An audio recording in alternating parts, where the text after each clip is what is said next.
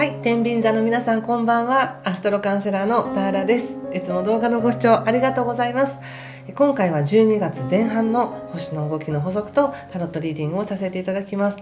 本当は11月27日までに27日の満月までに撮りたかったんですけれども、撮れなかったのでちょっと遅くなってすみません。12月前半です。それと12月12日の夜8時から YouTube ライブを行います。この時に2024年の星の動きの解説と、そういった星の動きをたくさん載せているカペラノートの使い方説明をします。それともう一つですね、こちらのホロスコープブックをお持ちの方に何かね、この中でのご質問とか聞いてみたいことがあったらそこでもお答えしますので、ぜひご参加ください。それではいきます。よろしくお願いします。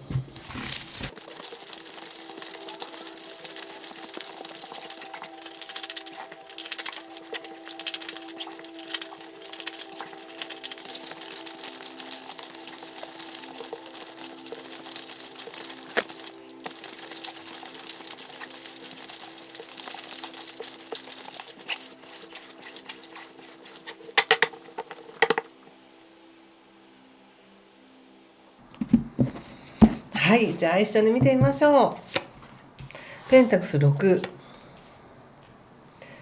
ソードキング、ワンド3逆、ペンタクス4逆、カップ5の逆、ワンドエース逆、運命の輪。気をつけることは対策はペンタクス5とページ、ソードのページ逆と、オラクルは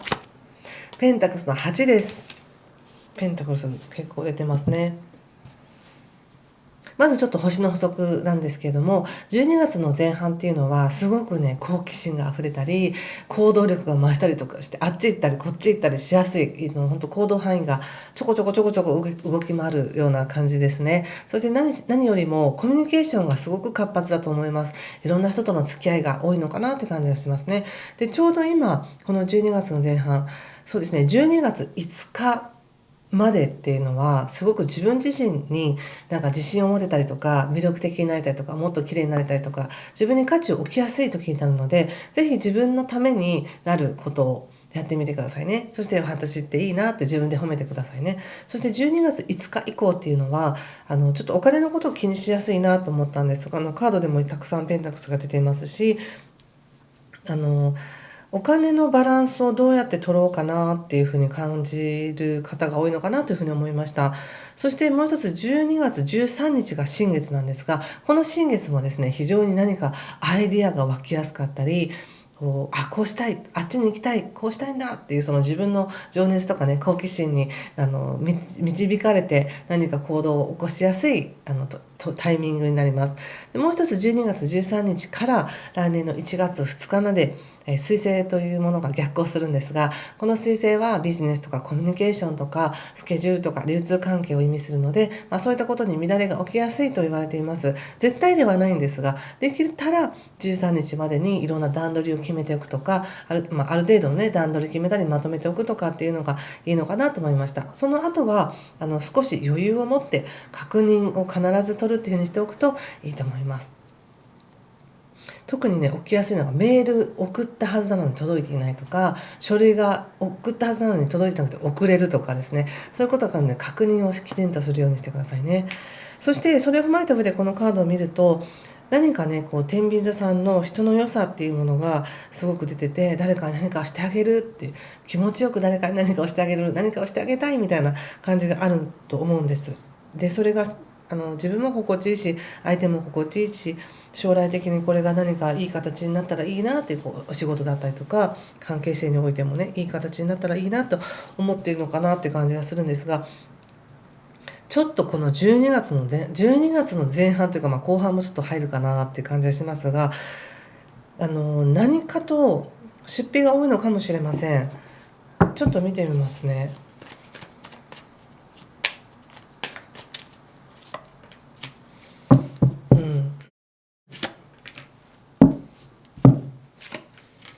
そうですね、カップの10にフールの逆に女帝ということで、何かすごく移動が多い感じがするんです、この2週間って。ですから、行ってみたかったところに旅行に行くとか、そういう自分の喜びのためにお金を結構使うのかなっていう感じがしました。いいと思います、そういうのも期間限定でね。とてもそれは豊かな波動として自分を構築することができるのでいいと思うんですが、そうしながらも、ああ、お金使っちゃったなとかっていうふうに思わないようにしてくださいね。で、それで豊かな経験をしながらも、ああ、帰ったらあれしなくっちゃみたいなことも考えないようにしてくださいね。もう豊かさのためにお金を使ったなら、もう満喫しきるようにしてください。そして、その後ですね、心配事ってそんなに大きな問題にならなかったなっていう感じがします。何かね、まだ起きてない出来事なんですけれども、なんか昔、なんていうかな、よくすごく小さなことで言うと、あれってガスの元栓切ったかなみたいな感じで昔の記憶を自分で思い出して心配するように、あの時取ったあの人への態度って後から何か言われないかなとか、あの時やった自分の仕事ぶりって後から悪い評価につながったかなみたいな、昔のなんか過去のことに意識を巡らせて、なんか自分はダメだなとかって思いがちなので、それはやめてください。そしてその過去を清算するためになんかお金を使うっていうのも、そんなことしなくても大丈夫って感じがします。とにかく、もしお金を使う機会がたくさんあるとしたら、それは自分の喜びのために使ってください。家族で一緒に過ごせて楽しいねとか、本当に買いたかった、これを買えて嬉しいなとかでもいいんですけど、その何かのミスとか悪いことの穴埋めにお金を使うのではなく、喜びや喜びとかね、豊かさのためにお金を使うのはいいって感じです。そして心配事ってそんなさっき言った心配事は全然問題じゃないですよっていう風になっているので、多分そんな問題じゃないと思うんですよね。なんかね、対象が変わるって感じがあります。以前の話のままだったら、これはもしかしたら問題になるかなと思うような火種が、そもそものルールが変わったりとか、対象が変わることには、それはもうどうでもいいことみたいになるっていうような感じで、心配事は現実にならないって感じなんですね。それでその後良かったっていう感覚で、じゃあ、頑張っていこうみたいな、何か新しいやる気だったりとか、目標っていうものが出てくるのかもしれません。ワンドエースなので。で、ワンドエースの後、補足で出したのもカップの9の逆なので、まだ逆ですけれども、なんかすごい、もう、わあ、それやってみたいみたいな、喜びの、なんか火種を現実化させたいみたいなね、そんな感じがあります。で、その後に、ワンドエースの後に、運命の輪っていうのはまさにそのチャンスが来るってことで、結構この2週間って、その、なんかなんていうかな、意図したものはすぐ現実になりやすいとか、思ったり決めたらもうその流れができるみたいな、ちょっと展開が早いなっていう感じがするので、頑張ってそこにね、こなしていってくださいね。仕事もそうだと思います。波が結構激しいんですよ。なんか平穏に行くっていうよりも、ああ、ちょっとあれダメだったかなとか思ったらいけたってなったり、いや、そっち変更になりました、次こっちですみたいな、すごく忙しいような感じもありますので、なんか本当にあっち行ったりこっち行ったり、人とのコミュニケーションも取って誰かと誰かをつないでみたいな、そんな感じもありますので、自己ジャッジしてる暇がないっていう感じでね、目の前のことコツコツやっていきましょうっていうメッセージですね。オラクルがペンタクルの8なので、その今持ってる自分の技術で毎日をしっかりこなしていたら、それでいいんですよって、それだけでちゃんとうまく乗っていけるし、チャンスの扉が開かれますよっていうふうに言われてると思いました。はい、ということでここまでにしておきます。